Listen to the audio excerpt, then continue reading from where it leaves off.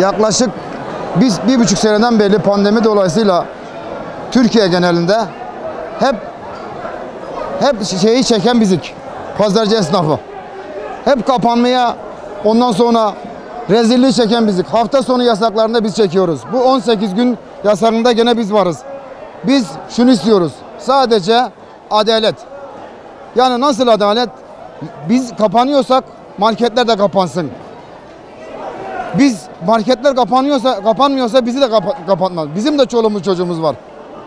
Bizim de ödemelerimiz var. Çoluğumuz elinize öper. 5 tane çocuk var. 5 tane çocuk üniversiteye giden var. İlkokula giden var. Bunların masrafları var. Yani tek ben kendimden bahsediyorum bunu. Benim gibi niceleri var. Pazarın hali meydanda. Pazarın hali meydanda. Yani burası pandemi benim bildiğim kadar uzmanların araştırdığına göre kapalı yerde bulaşıyor diyorlar. Açık pazarda ben daha kendimle düştüm. Kendim de koronayı geçirdim ama pazarda ölmedim. Bana noterden bulaştı. Notere arabanın satışını satmaya gittim. Bana oradan bulaştı. Onun haricinde bizim pazarcılardan bir tanesinin pazarda bulaşmadı. Açık pazarda, açık pazarlarda kesinlikle asla açık, bizim pazarlarımız açık, ferrah. Şey yoktur, pandemi değil, kapalı yerlerde bulaşıyor. Yani bizim pazarımız kapanıyorsa marketler de kapansın. Biz bunu istiyoruz.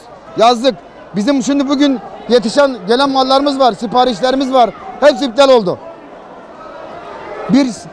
18 boyunca biz ne yapacağız? 18 günde pazarcı esnafı herhalde ot yiyecek, at yiyecek, taş yiyecek. Böyle kapanma dediği zaman komple kapanıyor. Bugün biber pazarda 5 lira, kapanacağı zaman marketlerde biber 10 lira. Böyle yığılması daha mı iyi yani? Biz mesafe koysunlar, araya bir gün 2 gün çıkmayın dediler, çıkmıyoruz yani. Cumartesi dediler, cumartesi pazar tamam çıkmıyorduk. Millet rahatlıkla alışverişini yapıyordu. Şimdi ise aynı yoğunluk marketlerde olacak. Marketlerde korona yok da sadece pazarda mı var? 4 tarafı açık olan yerde mi var? 4 tarafı açık. Marketler komple üst üste biniyor. Komple üst üste biniyor. 10 kişi girdiğinde boğuluyor. Elimizde kalan meyve sebze çok. Çok yani bilmiyoruz. Ne yapacağız bilmiyoruz. Herhalde hayrımıza da atacağız yani. Bu 15 kilonun üzerine tuz biber oldu bize. Büyük bir zararımız var. Ne yapacağız, ne edeceğiz bilmiyoruz. Bizi çok mağdur ediyor. Bu 20 günlük yasak, biz yani 20 gün boyunca esnaf olarak çok perişan olacağız. Şimdi arkadaşlarımız, bazı manav arkadaşlarımız var, adamlar bayram yapıyor. Adamlar niye ki pazarlar kapandı diye. Çünkü istediği fiyata satacaklar marketler, manavlar. İstediği fiyata satacaklar. Yani pazarlar millete bir hizmettir. Yani gelip adam istediği fiyata ucuz malını alıyor. Olmazsa ne olacak? Mecburiyetten diğer şeye yönelecek. Biz de 20 gün boyunca biz evde ne yapacağız? Çoluk çocuk evde ne yiyecek ha? Yani piyasaya göre biz pazar olmasa millet çok mağdur olur. Biz de yarı pazar mesela esnafın yarısı çıksın, yarısı dinlensin deseler bize o da uyar icabında. Yani belli miktarda icabında görevli kapıya koyar. Pazarlarımız hepsi kapalıdır zaten. İcabında adam yarısı müşteri belli bir miktarda içeriye bırakma şeyi de olabilir. Yani bize bunları bizim için yaparlarsa iyi olur. Yani biz esnaf olarak bari mağdur olmayız. Şu an çok mağdur olacağız. Önümüz bayram, Ramazanlık. Şimdi bayram üstü daha çocuklara hiçbir şey almadık. Çalışmazsan, iş olmazsa nasıl yapacağız? Vallahi şu anda hepimiz perişanız. Marketçiler açılıyorsa bizi de açsınlar. Pazar günü kapalıysa biz de kapatalım. Pazar günkü pazarımıza çıkmayalım.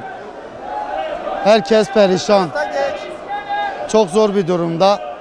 Yani bunu yetkililerin görmesi lazım. Herkes kendi çıkarına bakıyor, zenginden yana.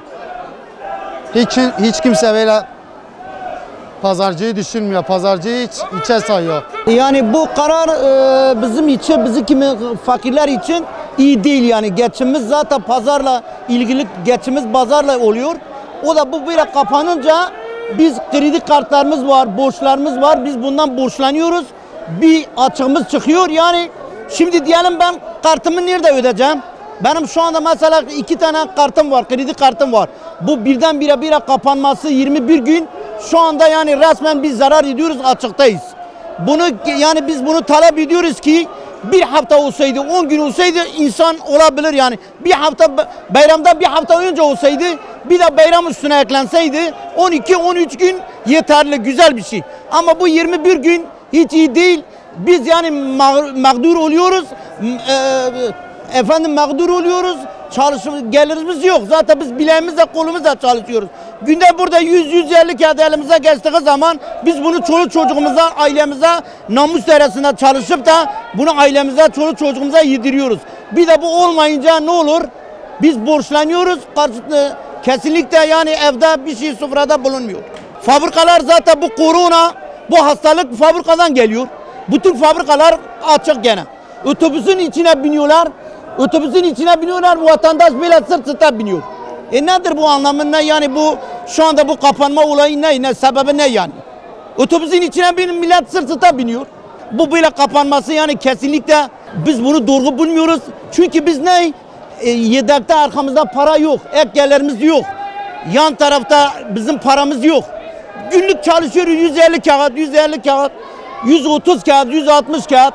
170 kağıt günde elimize geçti mi elhamdülillah şükür ediyoruz Allah'a. Bu da kapandı mı ne oluyor biz?